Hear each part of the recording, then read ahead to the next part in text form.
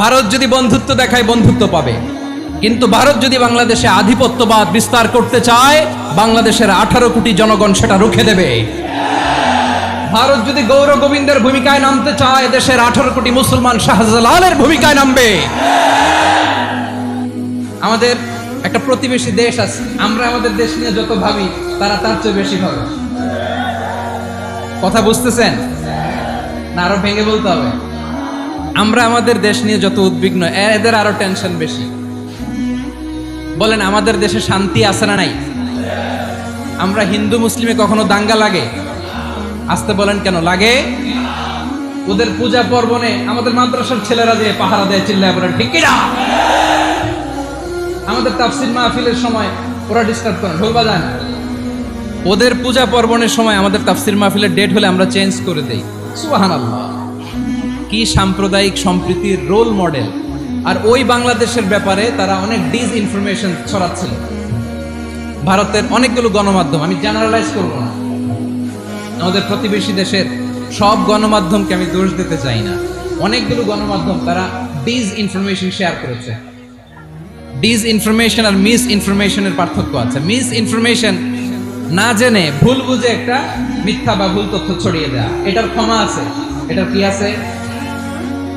আর disinformation মানে ইচ্ছা করে, প্ল্যান করে, ম্যাপ করে, ছক এঁকে মিথ্যা, গুজব, রটনা সোশ্যাল মিডিয়ায় ছড়ানো, এটার ক্ষমা আছে? আওয়াজ করে বলেন ক্ষমা আছে? ভারতের কিছু গণমাধ্যম তাই করেছে। আমরা ব্যথিত হয়েছি, আমাদের হৃদয়ে রক্তক্ষরণ হয়েছে। আমাদের প্রতিবেশী দেশকে বলতে চাই আমাদের দেশ নিয়ে আপনাদের ভাবার দরকার নাই। নিজের চরকায় তেল দেন, নিজের দেশ নিয়ে ভাবেন। গত মাসের ভয়েস অফ আমেরিকার রিপোর্ট, বাংলাদেশে সংখ্যালঘু জনগোষ্ঠী আগের চেয়ে বেশি নিরাপত্তা পাচ্ছে। Report voice of America, Muslim report নাকি? মুসলিম জরিপ, ভয়েস অফ আমেরিকা। কথা বুঝে নাই বোধহয়। ভয়েস অফ আমেরিকা কি আমাদের রিপোর্ট না? ভয়েস অফ আমেরিকার জরিপ, বাংলাদেশের সংখ্যালঘু জনগোষ্ঠী আগের চেয়ে ভালো নিরাপত্তা পাচ্ছে। শুধু এখানেই শেষ না, মাইক্রোসফটের একটা জরিপ শোনায় আপনাদেরকে। তারা সারা পৃথিবীতে গুজব, ভুয়া আর মিথ্যা নিউজ ছড়ানোতে কোন দেশ সেরা একটা রিপোর্ট করেছে। এর মধ্যে 1 নম্বরে এসেছে ভারতের নাম। মাইক্রোসফট তো মুসলমানরা চালায় না? কথা বোঝে নাই বোধ। প্রতিবেশী দেশকে বলবো আপনারা নিজের চরকায় তেল দেন, আপনারাও শান্তিতে থাকেন, আমাদেরকেও শান্তিতে থাকতে দেন। সব চেঞ্জ করা যায়, প্রতিবেশী চেঞ্জ করা যায় না। আমাদের ল্যান্ড তাদের ল্যান্ড, পাশাপাশি।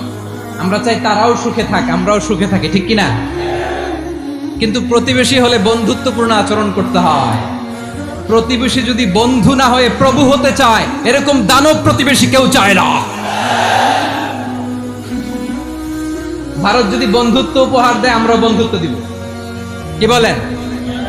তারা যদি বন্ধু সুলভ আচরণ করে, আমরাও বন্ধুত্ব উপহার দেব। কারণ আমাদের পররাষ্ট্র নীতি হচ্ছে সবার সাথে বন্ধুত্ব, কারোর সাথে বৈরিতা নয়। আলহামদুলিল্লাহ, কত চমৎকার পলিসি আমাদের। আমরা নির্বিবাদী, আমরা বাংলাদেশিরা শান্তিকামী। We are proud of that. এজন্য আমরা গর্ববোধ করি। আমাদের পররাষ্ট্র নীতি সবার সাথে বন্ধুত্ব, কারোর সাথে শত্রুতা নয়। তাই প্রতিবেশী দেশকে বলবো, আমার ভাইয়েরা, আপনারাও আমাদের ভাই। বন্ধুত্ব দিলে বন্ধুত্ব পাবেন। বন্ধুত্ব ইজ ওয়েলকাম, দাদাগিরি নয়। বন্ধুত্ব ওয়েলকাম, দাদাগিরি নয়। Loud and clear. ভারত যদি বন্ধুত্ব দেখায় বন্ধুত্ব পাবে, কিন্তু ভারত যদি বাংলাদেশে আধিপত্যবাদ বিস্তার করতে চায় বাংলাদেশের 18 কোটি জনগণ সেটা রুখে দেবে। ভারত যদি গৌর গোবিন্দের ভূমিকায় নামতে চায় দেশের 18 কোটি মুসলমান শাহজালালের ভূমিকায় নামবে। প্রিয় ভাইয়েরা, আমরা বন্ধুত্বে বিশ্বাসী, শত্রুতায় নই, ঠিক কিনা বলেন? আমার প্রতিবেশী বন্ধু রাষ্ট্রকে বলবো আপনারা এটা করবেন না, এটা করবেন না। আমরা শান্তিতে আছি, আপনারাও শান্তিতে থাকেন, আমাদেরকেও শান্তিতে থাকতে দেন। এই যে চিটাগাংয়ের অ্যাডভোকেট আলিফ হত্যাকাণ্ডে গোটা বাংলাদেশ আমরা ধৈর্যের পরাকাষ্ঠা দেখিয়েছে, চিল্লায় বলেন ঠিক কিনা?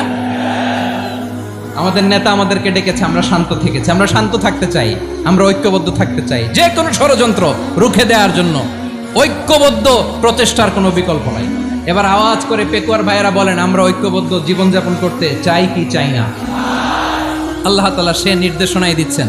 আল্লাহ তাআলা ইরশাদ করছেন, ওয়া'তাসিমু বিহাবলিল্লাহি জামিআন ওয়া লা তাফাররাকু ওয়াযকুরু নি'মাতাল্লাহি আলাইকুম إذ كنتم أعداء فألف بين قلوبكم وكنتم على شفا حفرة من النار فأنقذكم منها كذلك يبين الله لكم آياته لعلكم تهتدون الله أكبر পড়েন। আল্লাহ বললেন, ও গোলামেরা শোনো, ওয়া'তাসিমু বিহাবলিল্লাহি জামিআ, ও আমার গোলামেরা সবাই মিলে আল্লাহর রশিকে আঁকড়ে ধরো। আল্লাহর রশি হলো ইসলাম, আল্লাহর রশি হলো কোরআন। আল্লাহ বললেন কোরআনকে আঁকড়ে ধরো, ইসলামকে আঁকড়ে ধরো। একা একা আঁকড়ে ধরলে চলবে না, জামিআ সবাই মিলে আঁকড়ে ধরো। এই আদেশটা আমাদের জন্য দান করেছেন কে? আল্লাহ তাআলার নির্দেশ, ওয়া'তাসিমু বিহাবলিল্লাহি জামিআ, সবাই মিলে আল্লাহর রশিকে আঁকড়ে ধরো। হাবলুল্লাহ মানে আল্লাহর রশি। হাবলুল্লাহ মানে কি? রশি। এই হাবলুল্লাহ আল্লাহর রশি বা আল্লাহর রজ্জু দ্বারা উদ্দেশ্য হচ্ছে ইসলাম। আল্লাহর রশি দ্বারা উদ্দেশ্য কি? তাফসিরে অনেক ব্যাখ্যা এসেছে। এরকম পরিস্থিতিতে তাফসিরের সূক্ষ্ম সূক্ষ্ম বিষয়গুলো আমরা শোনাতে চাই, কিন্তু পরিবেশ হয়ে ওঠে না। আল্লাহর রজ্জু বা আল্লাহর রশি দ্বারা উদ্দেশ্য হচ্ছে ইসলাম। আল্লাহর রজ্জু বা আল্লাহর রশি দ্বারা উদ্দেশ্য হচ্ছে কোরআন। কারণ কোরআন আমাদেরকে ঐক্যবদ্ধ করে, ইসলাম আমাদেরকে ঐক্যবদ্ধ করে। চিল্লায় বলেন ঠিক কিনা?